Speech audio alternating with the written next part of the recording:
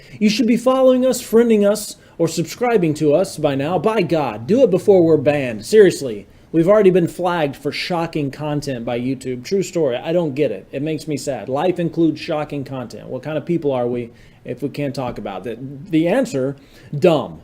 And speaking of dumb, America, I've said it before and I'll say it again. We are doomed. And I don't want an angry mob going after some scapegoat. So let's clear the air right now on who's to blame when that day comes. It's easy. The administrators of the public education system. And most parents, if we're being honest. I mean, first of all, I don't think most parents are parents. I think parenting is an action word, and most breeders spend very little to no time actually parenting. So stop calling yourself a parent and start calling yourself the problem. Oh, these aren't my parents, they're my problems. Perhaps it's this lack of parenting or the concern for doing it at all that led to the decision to allow students to bring their electronic toys to school with them. Now, in dumb America, the cell phone is heralded as a device embraced by school administrations. Notice I'm leaving out actual educators because much like the military, firefighters, and police, we should all get down on our hands and knees and kiss the poor teacher trying to do what is nearly an impossible job. And breeders, you're obligated to hold your schools responsible for your offspring. I know the public school system is great free babysitting, but your lack of parental care is destroying America.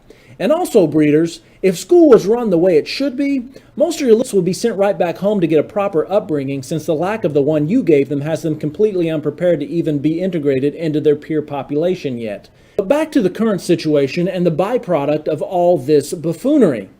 The decision, by the way, to allow students to take their cell phones to school with them should have been a no-brainer for anyone who wasn't a complete worthless dunce mongoloid, but not for those in charge of the American school system, which consequently produces high school graduates who think work ethic has little to do with job preparedness. Guess who disagrees with them? Employers. Low global rankings in math, literacy, and science, and a workforce that entry-level manufacturing jobs will refuse because most of them do not have the reading or math skills to stand at an assembly line. Much of those half-wits not even knowing where chocolate milk comes from. Why don't they know where it comes from, people who are in charge of the schools? I mean, don't they have their electronic learning devices with them, thanks to you? Oh yes, you heard me right.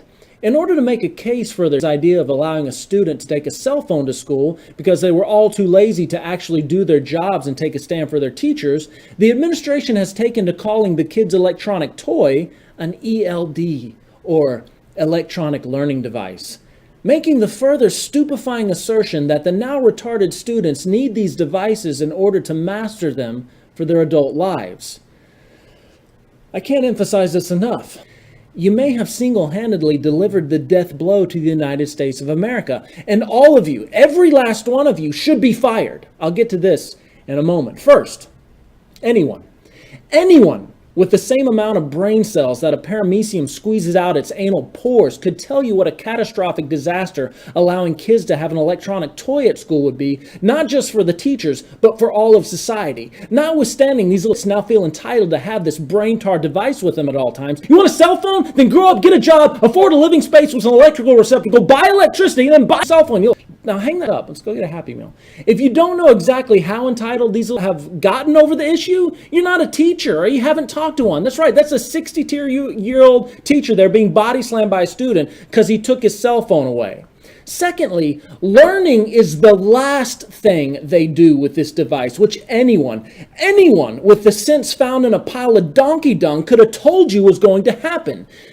Did it ever occur to America that we are producing retarded, entitled kids because the people running the schools are themselves entitled and retarded and kids?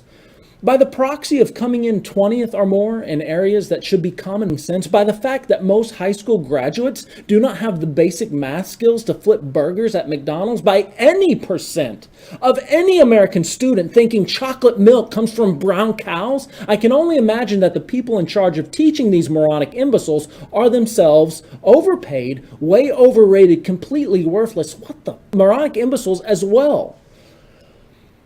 Teachers are scapegoated for these people's results.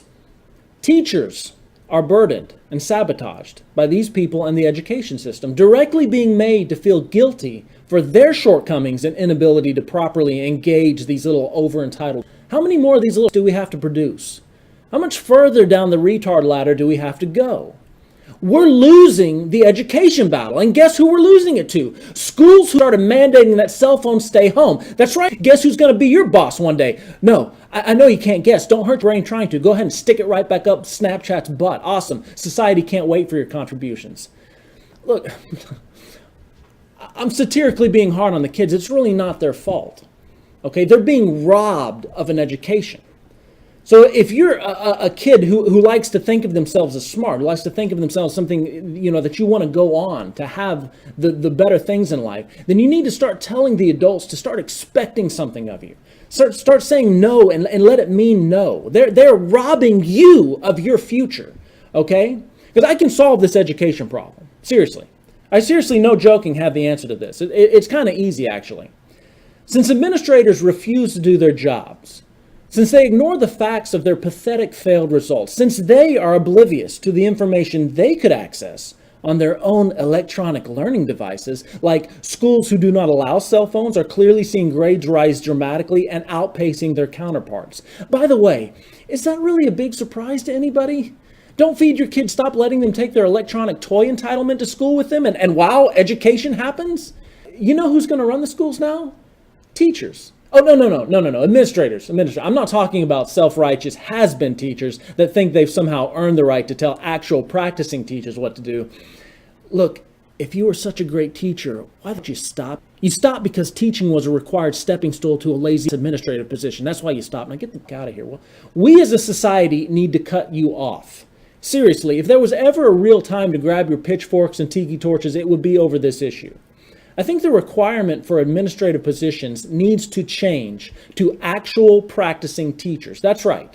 Let's see you buy into all that love and logic cell phones or electronic learning devices when you actually have to practice it in a classroom. Schools would be more efficiently run. Students would be more supremely prepared for their lives if the system was run by practicing teachers. But you know what? I'm a charitable person. Administrators can stay on as actual administrators. That's right. You get a pay cut. By 3/4 at least. Your job will be to serve your new bosses, the teachers. So why don't you start warming up the coffee pot? And that's free from results. And next time, I'm not going to be so nice. I mean, I'm going to take the